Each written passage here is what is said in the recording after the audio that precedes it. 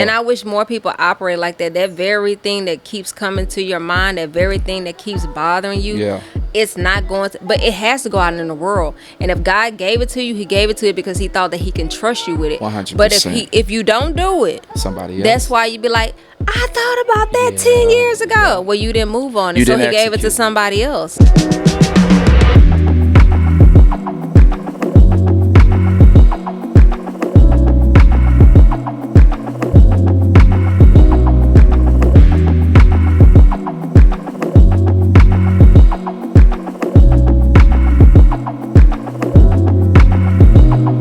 Welcome to another episode of More Than a Barber. I am your host, AP. And listen, this is a podcast that helps inspiring barbers transform their career with valuable content. I got my co-host here with me today. She's checking herself out. What's up, Mo? What's going on, AP? Hey, listen, I'm doing good. How you feeling? I feel great. Yeah? Yeah, you Look looking great. good. Well, you too. I like that hair. Listen, it's just match the drip a little bit. Come on, we getting ready to go into the fall season. I like the cut. Yeah, I like Getting that. it, green represents Come the bag. on, money. Let's go. We all want it. We need it. We all need it. Ooh, come on, this economy is crazy out here. So a few weeks ago, I was watching the DNC, the convention, and I'm like, yo, it's looking pretty good. And now, I'm not on the whole politics side. Right. I'm like, just to keep it a buck, I'm independent. That part. That's me, personally. I think the entertainment aspect of it is fun, but it doesn't matter if you don't go out there and do something with. I don't care who you vote for. Personally, I don't care. Vote for your best interest, but I think the Democrats, yes, it's great that you have the entertainment, and I think you're going to a younger generation with the entertainment. But they have to do something behind the entertainment aspect of it. All right, what we doing? So do you think our votes count? That's a question that I often struggle with. Do our votes really count? Like me physically going down to the poll saying I am either a Democrat or a Republican or independent, whatever. Yes. Because you was in the military. Thank you for your service, by the way. Cool. You're right. Come on. So, wait. So it counts? I think it counts, yeah. I think it counts. I really do. I think it counts. I think that as black people, that's a vote that's something that we should not take lightly.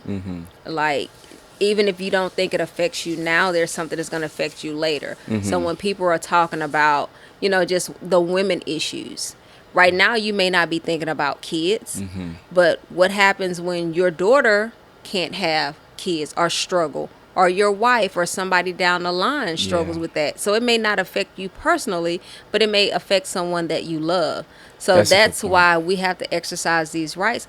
Or even going into the Breonna Taylor, I don't know if you just saw it, where they let the two officers off. They basically said her boyfriend was the reason behind her death. His actions of shooting at the cops was his fault. And so the two officers have been let off, and they're basically pinning it on him.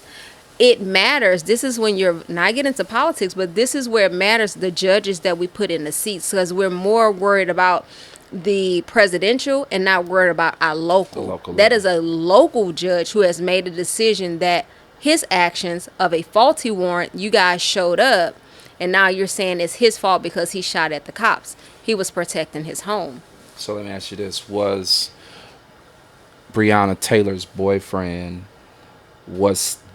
they were going into the apartment because they were looking for him? No. And you also said that the warrant was faulty. Right. And they still got off. Yes. And this is local. So this is why it's important that even if you don't get the president that you want, you need to know locally who you're putting in seats when you have to go before a judge. What is their stance? You know what I'm saying? That matters. And so I think we get too concerned about this and not the people that we have to deal with every day. So that's why I think our votes matter. I've always struggled with it. I know. I've always struggled with it. Hold on, I want to do something. I want to call my mentor. He is big on politics. He's big on. I'm gonna see if he answers. Okay. You remember JD? I do. Yeah, he's big on politics. Let's see if he answers. Okay. And I talked to my son about this. I'm just like, listen, you got to go vote. I want to see. I want to see if this is something that he normally answers. Come on, JD. Come on, JD. We trying to get some content. He may call back. Right, he may call back. But yeah, so my thing is I've always struggled with it. But to your point, and I know this is not, just we all about politics and everything else, but it's important to know. It's very important. I learned that the local level is where it's at. Yeah. It's really like where we need to be putting a level of focus on, because it is your judges and your city councilmen and all that matters. So that way, when the president election comes around, we already know what it is. And your president doesn't control the money. Right. Oh, here go JD. Come on, JD. I knew you was gonna come through. JD, listen, man, I'm shooting a podcast live, but what we're talking about is does our vote actually count? So can you, and I have you on speaker here with Mo, can you just kind of talk to us, does our actual vote count when it comes down to voting for the president election? Yeah, I would say it counts, and in my experiences, it counts because the electoral college is what really elects the president. People say, my vote doesn't count. Well, your vote does count, but it also informs the electoral college within the state that you live. Now, in Texas, does it count? Texas is one of those what we call purple states or purple states. So it's red, mostly red for the Republican Party or the conservatives. But you also have to remember Texas and the southern states are mostly red states. But you look at the population centers, that's where your blue states are. The New Yorks of the world, the Phillies, the Charlotte, North Carolinas, although I think Carolina is a red state as well. But your vote does count. But you know who says that your vote doesn't count? It's misinformed individuals. Misinformed are the ones that said, have you ever, my Anglo colleagues, have you ever heard any of our Anglo friends say that their vote doesn't count? Who do you normally hear say that? It's normally minority populations, because that myth has been placed in their head that their votes don't count. And I'm 59. I've never heard a Caucasian say that their vote doesn't count. Never once have I heard a Caucasian that says his vote doesn't count. Now, I have heard them say, I'm a felon and I can't vote. That's different. I've never heard any one of them. And I would ask you all, have you all heard anyone say that other than minority persons? Never heard it. They be in line. They be in line voting. They be in line voting. Yeah. Early voting. So Mo and I said we never heard of it. They be in line voting early. Right, exactly. So I've never heard a young person, Caucasian person, or an older Caucasian person say that their vote doesn't count. I've only heard in my lifetime minority persons say that their vote doesn't count. So now you have to ask yourself, where did that myth come from? Because it's not only a myth, it's a straight lie. Where did that lie come from? And that's another way to disenfranchise people from voting, in my opinion. So that's well said, man. Yes, your vote counts. Okay. Well, JD, I'm going to call you when I get off the camera, man, and circle back with you. I appreciate it. This is my mentor, by the way. All right, Jay. This is my mentor, by the way. I value his opinion. Yes. So he's right to a degree, and when I say to a degree, because the younger generation, we do have to educate ourselves more when it comes down to voting. Yep. But anyway, Mo, you've been somewhere. You went to the Bronner Brothers was it the hair show? Yes. How was it? Man, so I loved it. Yeah. Now I have two different perspectives, because the first time I went was 2020, right as we was getting ready to shut down for COVID. Right? So I went in February, and COVID was just like a little cold that was going around. Next thing you know, March, we were completely shut down. Yeah.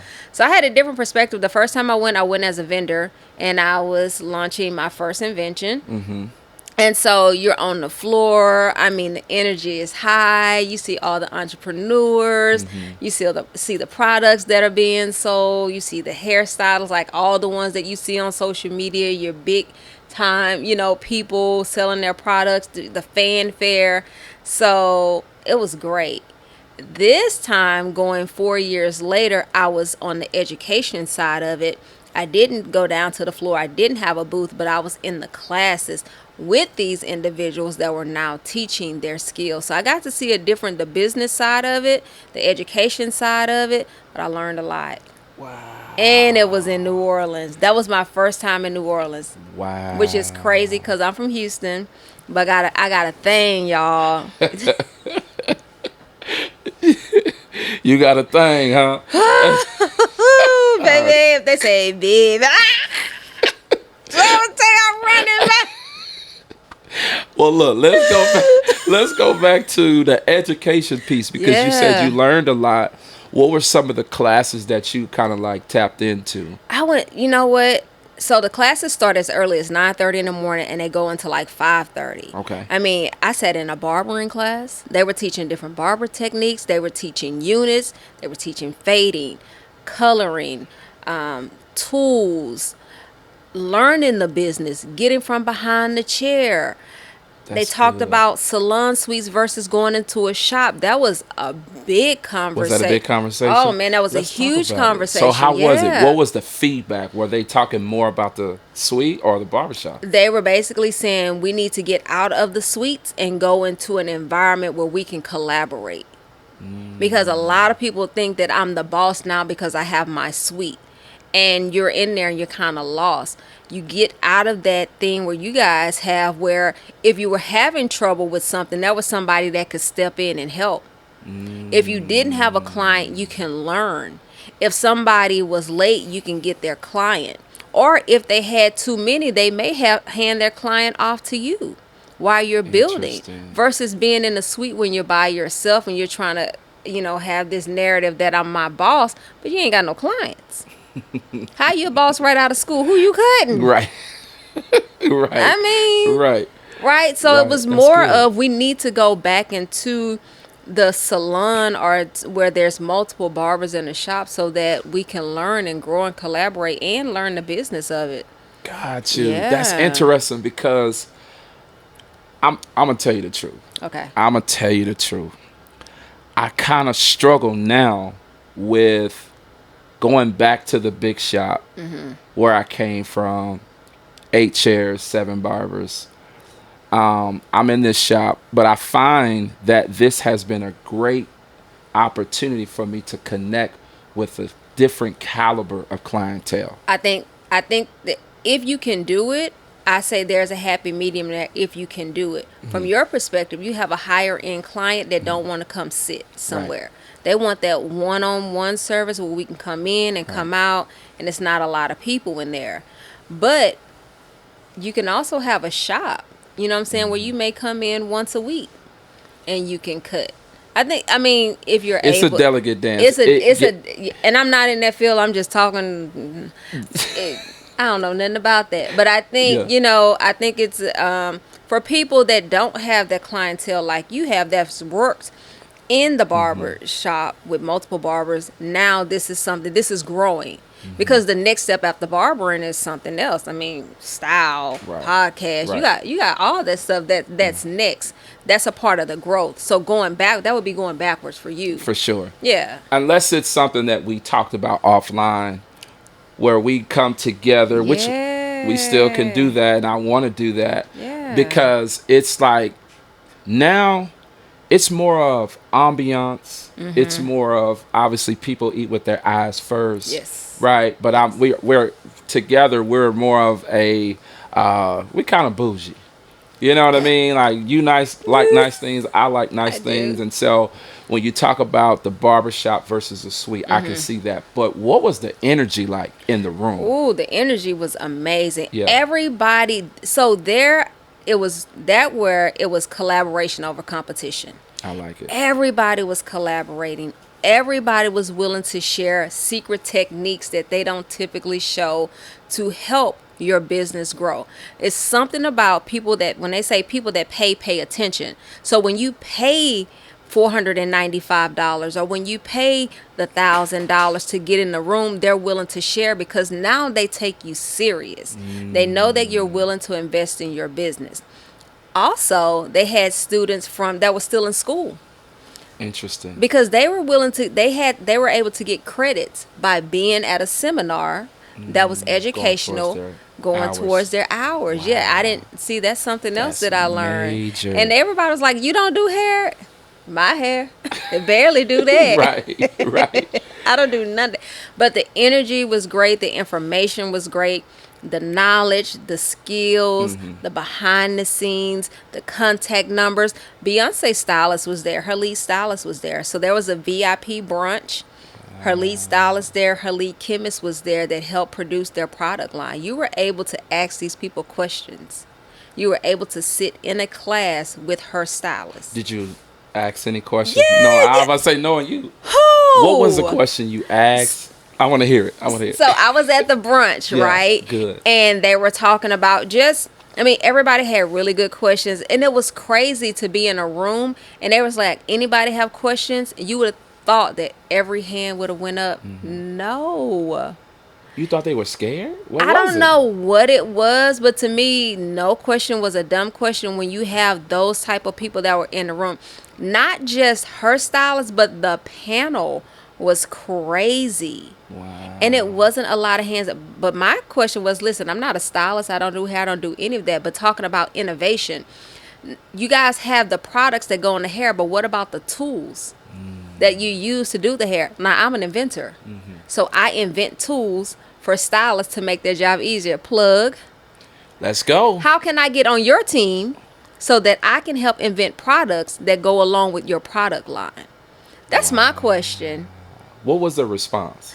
She said, Miss Tina is always talking about, what if we do this? What if we do this? What if we do this? And I got the email address. Wow. Yes, you have to ask. You have to put yourself out there. The only thing that you can do is ask the question. When you're in a room like that, I've seen people get funding and get deals by being bold. And people probably thought, I'm going to look stupid, but they asked the question. They have their product. They show. I had my product on me. You brought it to. I think I didn't when I did. What do you think about this? Can you look, feel, touch, see? What do you think? I was able to get it from industry leaders. That's being good. In the room, you show up present, ready to ask questions. No question is a dumb question when you're in a room like that. This is why I talk about that VIP ticket. Yeah. I'm at the brunch. But it's a sacrifice for some barbers and some stylists who say, yo, I just have enough money just to get to the actual Bronner Brothers show. Right. Go ahead. So there's two things. You can go to the floor to do the vendor stuff, and that's all well and fun. Yeah, you're going to see your stylists and all that kind of stuff that's hot on Instagram that are celebrity stylists, but those people also had classes. I would rather be in the classes because there were no more, with the exception of maybe a Beyonce stylist, there were no more than 20 people in each class. And there was one class, I was the only person that was there.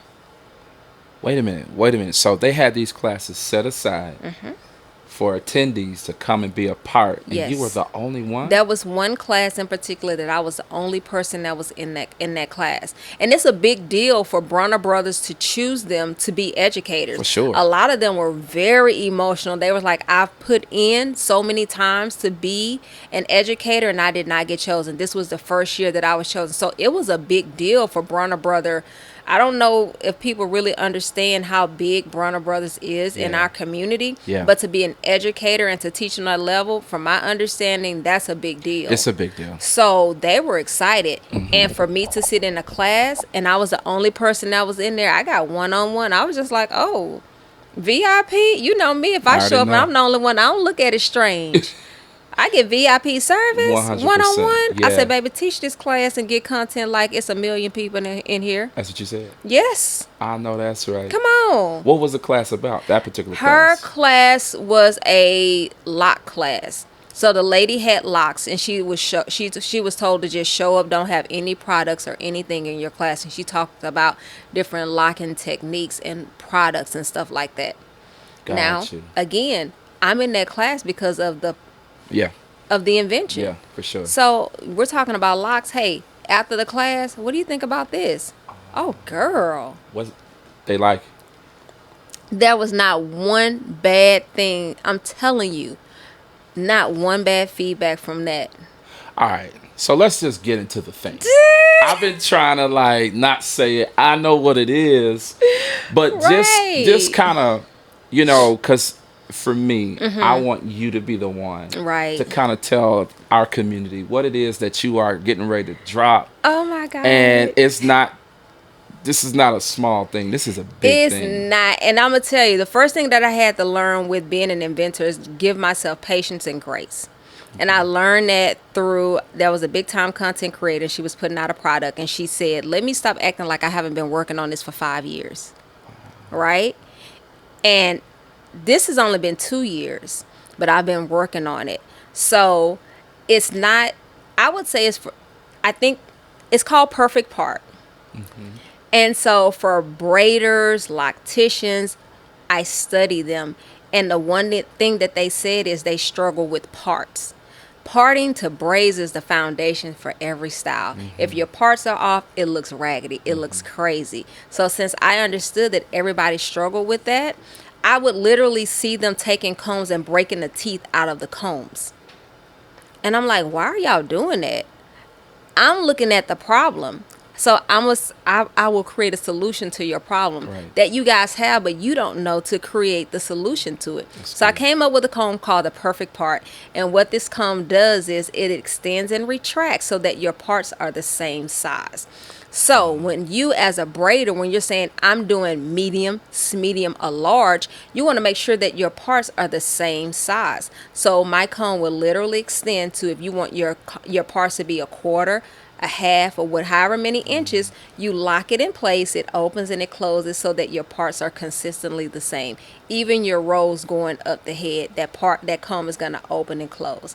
It's called the Perfect Part. I'm so excited. I just got the prototype in from China. Shout out to the Perfect Part. Come on, Perfect Part. Trademark and patented. Wow. So you can't steal it. It's over. You cannot steal it. It's Like over. That's all the stuff that's been going on like in the background of, because I tell people you have to do the business side of it first. Understand the business. Like before you guys come out and start putting all of your, if I can give any advice, before you guys start coming out and putting that information out on social media, protect it, trademark it, prototype it, patent it, do all of that stuff. And so this has been the background work for like over a year.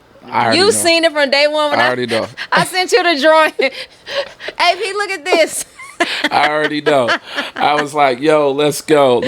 Yeah. I guess my question is, how does it feel, right, to be an innovator and be somebody that's super creative and be able to solve a problem on this level? It's a high level. I love it, but to me, it's simple. To me, it's just second nature. I think if I could teach anything to barbers and stylists is don't go to school just to be a barber. Figure out, learn the skill, and look at what problems do y'all have. That's what I look at. I study you guys. I'm looking to solve a problem. Don't come in and say I'm gonna do the same thing that everybody else has been doing. How can you change the game coming into it? I look at, even when you're cutting, how many times does AP turn? How many times does he pick up the clippers? What solution can I solve? That's good. You know what I'm saying? I'm good. looking for your problem and I'm looking to solve it. Come into the industry looking at what problems are here in the industry and what can I do to solve that problem to make the industry better. And so I study you guys. I love it's second nature to me. I have so much stuff lined up. Wow. I mean, I already have version 1, 2, 3. And being in those classes at Bronner Brothers, I would show it to them and they were like, hey, what about this? So now you gave me another one. And they were willing to share, but they didn't know you can do this. Right. You're an inventor. You just gave me an idea. Wow. So you literally, this is actually a masterclass. And I want you to know this. Yeah. This is a masterclass. You're not a barber. No. You're not a stylist, right? You know the industry, but you rather solve the problem for the industry. And you placed yourself where your pretty much your consumer will be. Exactly. And then you said, hey, what do you think about this? What do you think about that? To me, that is genius. Yeah. Most people won't most barbers, most stylists won't go to that. They go that extra mile because they felt like, oh, I solved this problem, or they will put the cattle before the horse, meaning they wouldn't get trademark, they wouldn't get all of the back end work done. They'll just put it out there and do the work. And we talked about that. I think it was the business lawyer. Was it the business lawyer at the? That's what I did my trademark through. Oh, shout out to the business Come on, lawyer. the business lawyer. She's dope. She's created a dope model. I love it. Oh, at the podcast summit. Yeah, that's where we saw it. Yep. Yeah. Podcast Listen, and she's everywhere. Let me tell you, every conference that I've been to, the business lawyer is there. She is everywhere. So I knew if she's done trademarks with all of these multimillionaires and people that are doing it at a high level, how can I put myself in the door? It's $1,500 for a trademark. That's nothing. You know what I'm saying? Yeah. You have, if you want to protect your business, you have to look at your business from day one as a that it's going to grow. Yes. That it could potentially be $1 billion business. Yeah, you have to look at it. So what am I going to do to protect it? I want to protect this name. I need to pay the $1,500. I need to hire them so that they can do the research, right? Right. I want to protect this device that I've come up with, so I need a patent attorney. I got too many attorneys. I'm telling you, I'm just like in your community. In my community. Yeah. So I had to hire a patent attorney. I had to hire a trademark attorney. But this is the back end of it that, people don't think about. They just want to, I'm the worker. I'm going to do the work. I'm not worried about social media. I'm trying to build the business aspect of it. So when it does come out, hopefully we're looking at Black Friday, Christmas, I will make $1 million. You heard it first. I will. Right here on More Than a Barber podcast. She's going to be a millionaire. Yeah, millionaire mode. Millionaire Come mode. on I already know. Yeah. So for the person that's like, yo, I'm ready to see this perfect part. I'm ready to see the branding, all of that. And I already know. I know you working. I know you moving. Yes. Like, you got the prototype. You got things happening. Yeah. What's next? It's and now it's putting it out there. Now that I have everything in place, I want people to take me serious in our community. And I can only speak about our community. Right. And I'm not just branding to our community because I have Caucasian ladies that have mixed kids that wear braids. So I'm branding to everybody. I have to figure out, yes, I'm a Black woman, but I'm branding to everybody. But in our community, you can't make a mistake. It could be $20 and they be like, you took my $20. Right. But you'll go spend $20 at Shein and it falls apart in a week. And won't say nothing about it. Nothing. But for me, you're going to hold me to the cross and act like I stole. So I'm really being particular about the rollout of it, the branding of it. I want to make sure that when you go buy my product, that it is a great product, that you're not going to be replacing it. Because it's going to come at a price. It's not a $2 comb because it solves a problem. Your $2 comb doesn't solve a problem. My comb does solve a problem. And listen, I've seen it. Yeah. Let me just put this plug in. I'm so excited for you. Thank you. Like, you really, you came through. I saw the drawing. I saw the very beginning. And I said, Mo, this is it. Yeah. I knew it. I said, this is it. This is going to work. But I think for me, like I said a few weeks ago, you're very ambitious. You're a go-getter. You ain't stopping. Nobody can stop you. So I knew once you said, hey, AP, what do you think about this? This is what I'm working on. I knew, she ain't going to stop till the end. No. I brought it.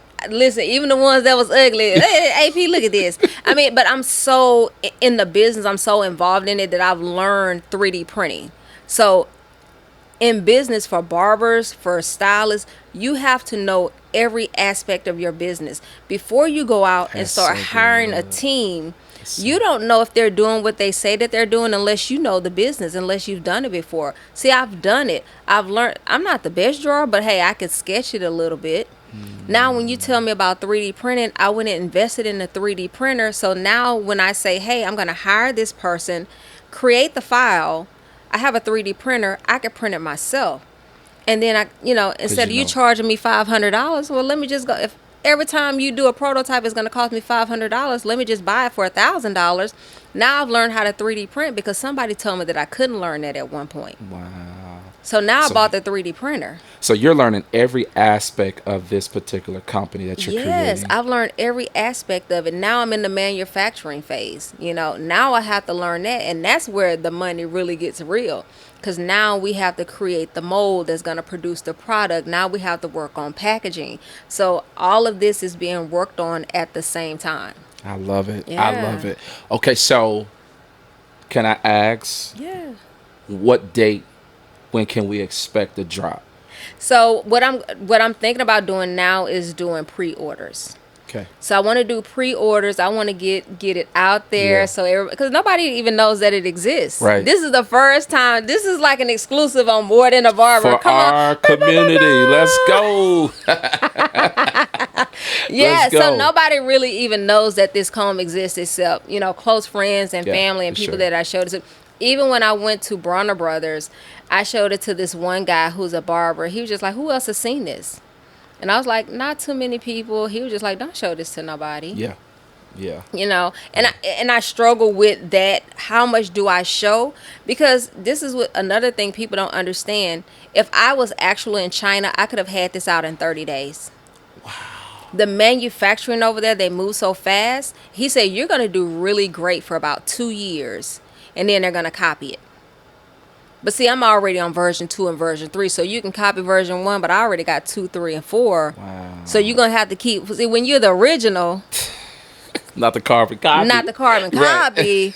You can keep creating. You know what I'm saying? Right. So he said, you're going to do really good for about 2 years, and then they're going to copy it. Mm-hmm. So I'm trying to make sure that I'm strategic about rolling it out and sharing it. But I really do want Black Friday. Like, I want my Black Friday to be... It's done. It's done. Y'all. It's done. We're going to hold you accountable. Yeah, no. Black Friday I will make done. $1 million by Black Friday. 100%. I will. 100%. Yeah. No, and I appreciate your support. Because AP, I will call you in a heartbeat. Yeah, Drea, sure. Listen. It's all good. I'm like, AV, what you think about this? Right. Yeah. But I was just like, man, how does she even think of this? Like, my mom braided hair. That's how we survived for years. Rat tail combs, all the different size combs, right? And for me, I'm like, yo, how does she think of this? God-given ideas. There's a saying that heaven is full of ideas. We should never run out of creativity. Heaven is full of ideas, and so is a cemetery. Oh, let's go. I like it. That was heavy. That was heavy, and I get it. I get it. Because so many people die with their ideas in their head that they never share because they think that somebody's going to think that they're crazy. See, I operate in a fantasy world over here. Like, I'm always doing something. It bothers me if I cannot be creative. Hence, my bathroom is tore apart. Right. If I cannot create every day, it does something to my soul. Wow. Right? So we're all creatives. We're all here to create. I have to put that out into the world. God gave it to me. I don't know why. And here's another thing. Sometimes we lose things and we think, why am I being punished? See, I lost my hair. But God gave me an expandable mannequin head to create. So I'm going to give you lost, but I'm going to also give you an idea. Come on, today. preach. I'm going to give today. you an idea that's going to make you millions of dollars. All you got to do is listen and follow me. Wow. You talking about your hair, and I'm talking about an invention. He didn't give me one. He keep giving them to me. So when you think you losing something, you might be gaining something. Wow. See, I'm about to gain this bag. You're going to get it. You definitely go. Perfect part. It's perfect part. The expandable mannequin. Listen, all of that came from a loss. From a loss. Yeah. Yeah. My analogy is, we can lose something, keys, wallet, whatever, right? And when we go look for whatever it is that we lost, you're looking, you tearing up the house, right? You try to find whatever it is that you lost. And oftentimes, I found this personally, that when you lose something and you go to look for what you're looking for, you really find what you've been missing. It's like, I've been looking for this. You know what I'm saying? So you absolutely have to lose something in order to find what you've been looking for. No, seriously. For real. And I wish more people operate like that. That very thing that keeps coming to your mind, that very thing that keeps bothering you. Yeah. it's not going to, but it has to go out in the world. And if God gave it to you, he gave it to you because he thought that he can trust you with it. 100%. But if you don't do it, somebody else. That's why you be like, I thought about that 10 years ago. Yeah. Well, you didn't move on it, so he gave it to somebody else. 100%. You ain't giving my blessing to nobody else, baby. I need all this money. Hello. I'm so excited because I know this is something that's going to work. Yes. This is something that's going to change the hair industry. This is something, it's going to change the game. It really, really is. And I'm just proud to know you. I'm just proud to be like, yo, this is my homie. You know what I'm saying? Because you have been afforded this particular invention because God can trust you. Like, for real. No, Not for just real. with fame. I know you ain't into all of that. You ain't into all, but with wealth. Everybody, barbers, stylists. Some barbers, they are really good barbers, but they'll blow the bag. Yeah. They would. Yeah. They will blow the bag. And it's not that you're not good enough, but maybe they haven't reached that point of maturity or that point where they can be trusted with a whole lot. Listen. You know what I'm saying? Oh, AP, hold on. Let me sit. I'm just saying. Right, let me tell y'all something. But a lot of times, I'm going to keep it on me. So, I had all the cars, right? I remember. God was like, hey, who told you to go get them cars? Right? Right. That's not important. That's not what I want you to do. You're great at it and you make good money, but that's not what you're supposed to be doing. Now, there's a lot of people that have, and I make good money with the cars. I was able to move in a lot of rooms doing the cars, but that's not what I was supposed to be doing. See, a lot of people are trying to do what other people do, and that ain't your mission. That's not what you're supposed to be doing. That's so good. Right? See, a lot of people have made money, but see, that's regular smuggler to me. Renting cars, what we talking about? Right. You an inventor. You know what I'm saying? I see. A lot of y'all trying to dumb y'allself down to do what everybody else is doing. And God done gave you another talent to do bigger and better things. Stop trying to be like everybody else because everybody's making money when you have something else that you're supposed to be doing. And see that's so powerful. And what you have is a timeless invention. Oh, braids ain't never going nowhere. Ain't going nowhere. Wigs ain't never going nowhere. Listen, I remember being a kid on Saturday mornings. My mom would do 2, sometimes 3, was it singles? Yes. I remember that's how we survived. Like, single mom, 3 kids, braiding hair, right? Yeah. And I'm like, man, how could this have benefited my mom had this perfect part been out? You know what I mean? Listen. But, yo, you have created something, and I'm telling you, I am mad excited for you. I'm excited, too, but education is the biggest thing for barbers. Yeah. Bringing it back to you guys and stylists. Continue to educate yourself. This is why going back into a salon, because y'all got multi-million-dollar ideas and y'all just not moving in on them. But you don't know that if you're not in the room with somebody else who can help you, and that very thing that you're struggling with, create something. Yeah. You got, I think barbers are, I said it before, we're multi-gifted. We are some of the most gifted people in the world. Y'all are. Like, seriously. Like, we're multifaceted. Like, you figure whether it's fashion, whether it is, the therapy piece. Oh, yeah. That's always a thing. You know what I mean? It's the therapy piece. Or even just, like, how we think. Some people are dope at the way that they think. Like, how'd you even think of that? Yeah. We're thinkers because we hear so much and we take in so much, and we're gifted at really creating confidence with our haircuts. So we are so gifted to the point to where we can almost do anything, and whatever we touch, by the grace of God, it turns into gold. Yeah, your clients walk out here real confident. Ladies. More crazy. I be stalking the face like, hey. No. Listen, I'm so excited for you. Perfect Part. Expect for that to drop real soon. Yeah. We gotta do an episode when it actually drops, so that way everybody can see it. Just stay tuned. Mo got so much stuff cooking. I just can't wait to see and be on the side. I appreciate you letting me, For sure. drop it right here on the For Morning sure. a Barber podcast. Hey. No, for real. I really appreciate it. Yeah. I do. It's my pleasure. It's my honor. I'm rocking with you. You know that. We locked in. And listen, if you enjoyed this episode, make sure you like, subscribe, share this episode, because we want to, in fact, give you information as a young, inspiring barber or inspiring entrepreneur. Give you that valuable content that's going to transform your whole entire career. Let's go. Hey, yo, check this out. If you like this episode, do me a favor. Make sure you subscribe down below. We got amazing content coming your way. Stay tuned for more. Let's go.